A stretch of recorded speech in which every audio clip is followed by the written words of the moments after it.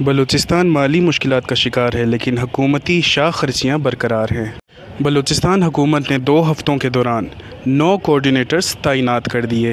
Coordinators تعینات ہونے والوں میں پی ٹی آئی بلوچستان کے سابق ترجمان بابر یوسفزئی، معروف قبائلی شخصیت ولی خان غیبزئی بھی شامل ہیں۔ حکومتی دعویٰ ہے کہ کوآرڈینیٹرز اعزازی بنیادوں پر تعینات کیے گئے ہیں۔ کیونکہ ہمارے ہاں حکومت نام کی چیز ہی نہیں ہے۔ ہمارے وزیر اعلیٰ صاحب جو ہے وہ اکثر کسی بھی جگہ آپ لوگوں نے دیکھا ہوگا نظر نہیں آتا ہے۔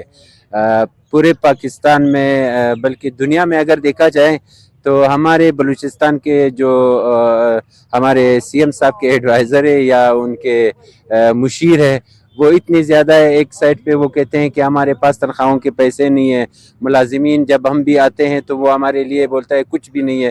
جب ان کی باری آتے ایک ایک مشیر کا خرچ آپ کو پتہ ہے کہ وہ پورا ایک منسٹری کے برابر وہ خرچ اخراجات کرتے ہیں۔ تو اس سلسلے میں ہم حکومت سے گلہ تو نہیں کر سکتے ہیں، کیونکہ گلے اس کو آدمی کرتے ہیں جس کو تھوڑا احساس ہو۔ ہمارے سیلاب زدگان بیچارے، حالانکہ میں خود وہاں پر گیا ہوں جو ہمارے سیلاب زدہ علاقے ہیں، استا محمد تک گیا ہوں، میں جعفر آباد تک گیا ہوں، میں نصیبی میں دیکھا ہے۔ آپ ایک صرف پنجرے والی پل دیکھو جو ہمارا راستہ ہے، سیلاب والوں کو تو کچھ بھی نہیں ملے، لیکن اس کے باوجود جو ہمارا راستہ ہے، جو ہمارے لوگ ابھی بیماروں کو لے کر آتے جاتے اپنے مسائل کو ان کو پورا نہیں کر پا رہے ہیں۔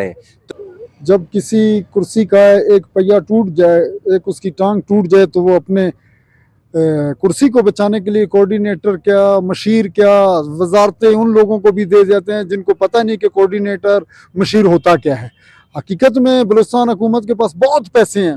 ابھی اگر وہ لوگ صرف لوکل گورنمنٹ کے اداروں کے پیسوں کو اگر باہر لے کر آئے نا، وہ بھی اربوں روپے میں، اور یہ جو کوآرڈینیٹروں کو یہ فیسلٹیز دیں گے وہ ایک وزیر سے کم نہیں ہوگی۔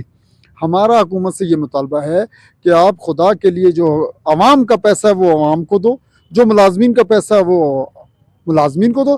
لیکن یہ بلوچستان کی حکومت ہے، پتہ نہیں کون سا نشہ کرتے ہیں یہ لوگ، اور ان کے نشے کرنے کا بھی نہیں پتہ لگتا۔ اور یہ لوگ کئی کیمپ لگے ہوئے ہیں بلوچستان میں، جو اپوزیشن میں بیٹھے ہوئے لوگ ہیں وہ آ کر لوگوں کو اٹھاتے ہیں، لیکن جو حکومتی اداروں کے لوگ ہیں جو حکومت میں موجود ہیں وہ لوگ کسی قسم کا عوام کے ساتھ رابطے میں نہیں ہیں۔ ابھی انہوں نے کوآرڈینیٹ بنایا، ابھی ہمارے مسائل ہیں، اب ہم جس جگہ پر ہم کھڑے ہیں، ابھی ہمیں پچھلے 10 کروڑ روپے صرف ہماری گریجویٹی کے ہیں۔